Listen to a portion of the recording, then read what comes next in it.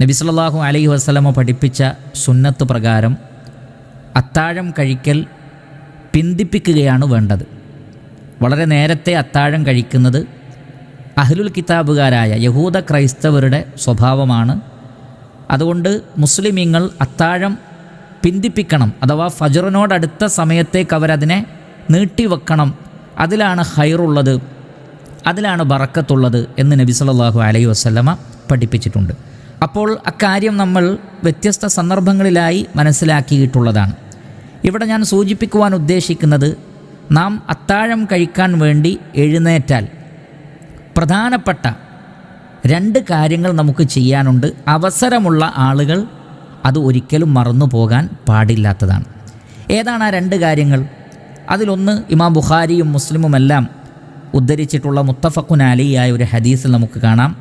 Anas bin Malik റളിയല്ലാഹു അൻഹു പറയുകയാണ്, സെയ്ദ് ബിൻ സാബിത്ത് റളിയല്ലാഹു അൻഹു അദ്ദേഹം പറഞ്ഞു, തസഹർനാ മഅ റസൂലില്ലാഹി സ്വല്ലല്ലാഹു അലൈഹി വസല്ലം സുമ്മ ഖാമ ഇലസ്സലാഹ്.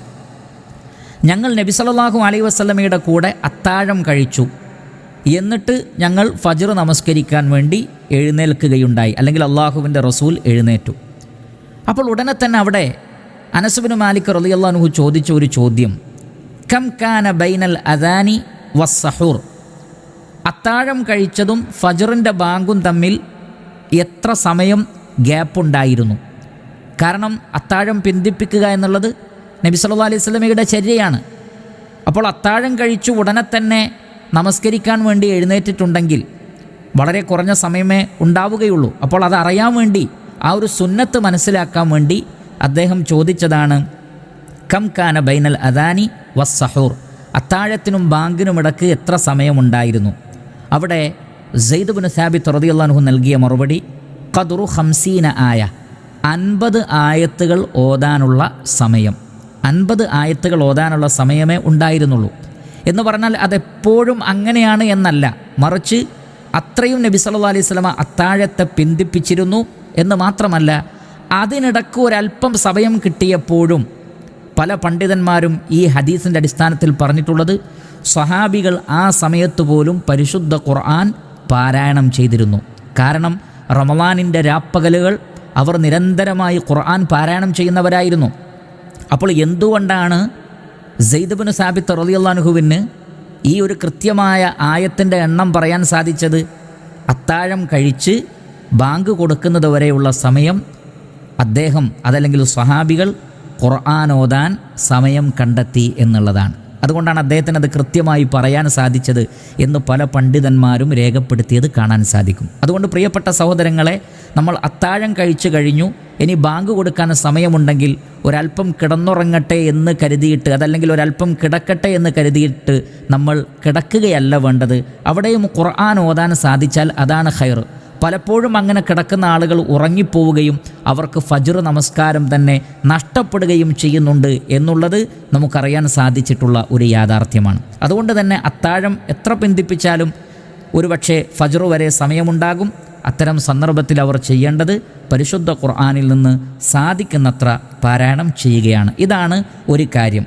രണ്ടാമത്തെ ഒരു കാര്യം എന്താണ് എന്ന് ചോദിച്ചാൽ, നമുക്കറിയാമല്ലോ, ഫജ്റിന് തൊട്ട് മുമ്പുള്ള രാത്രിയുടെ യാമം, അല്ലെങ്കിൽ ഒരു രാത്രിയുടെ 3 യാമങ്ങളിൽ അവസാനത്തെ യാമം എന്ന് പറയുന്നത് അല്ലാഹു സുബ്ഹാനഹു വ തആല 1-ാമത്തെ ആകാശത്തേക്ക് ഇറങ്ങി വരുന്ന സമയമാണ്.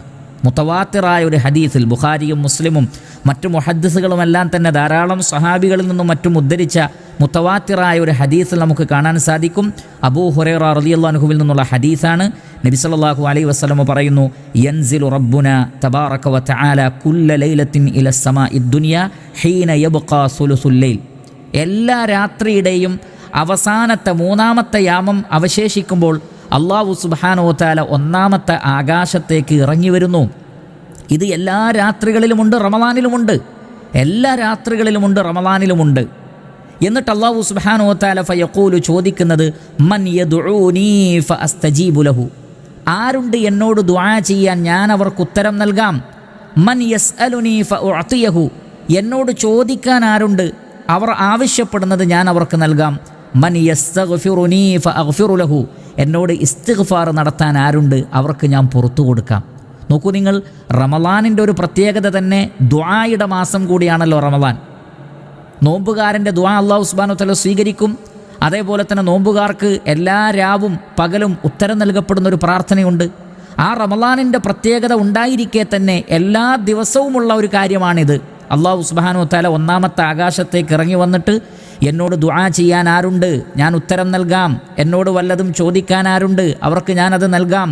എന്നോട് പാപമോചനം തേടുന്നവർക്ക് ഞാൻ പുറത്തു കൊടുക്കാം എന്നൊക്കെ നമ്മുടെ റബ്ബ്, റഹ്മാനായ റബ്ബ്, രാജാതിരാജനായ റബ്ബ് ഒന്നാമത്തെ ആകാശത്തേക്ക് ഇറങ്ങി വന്ന് നമ്മളോട് ചോദിക്കുമ്പോൾ ആ ഒരു അവസരം എന്ന് പറയുന്നത് വളരെ വലിയൊരു അവസരമാണ്.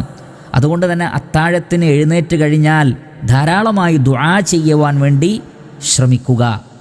അത്താഴം കഴിച്ചു കഴിഞ്ഞിട്ട് സമയമുണ്ടെങ്കിൽ ഒന്നുകിൽ ഖുർആൻ ഓതുക, അല്ലെങ്കിൽ അല്ലാഹു സുബ്ഹാനഹു വ തആലയോട് നമ്മുടെ ആവശ്യങ്ങളെല്ലാം പറഞ്ഞുകൊണ്ട് ദുആ ചെയ്യുക. അതേപോലെ തന്നെ ഇസ്തിഗ്ഫാർ നടത്തുക. വബിൽ അസ്ഹാരിഹും യസ്തഗ്ഫിറൂൻ. അത്താഴത്തിൻ്റെ സമയത്ത് അവർ ഇസ്തിഗ്ഫാർ നടത്തുന്നവരാണ്. അപ്പോൾ ആ സമയത്ത് ധാരാളമായി ഇസ്തിഗ്ഫാർ ചെയ്യുവാനും ഈ സമയത്ത് ഉപയോഗപ്പെടുക. ഇങ്ങനെ പ്രധാനപ്പെട്ട ഈ 2 കർമ്മങ്ങൾക്കായിരിക്കണം അത്താഴത്തിൻ്റെ സമയത്ത് നമ്മൾ പ്രാധാന്യം കൊടുക്കേണ്ടത്.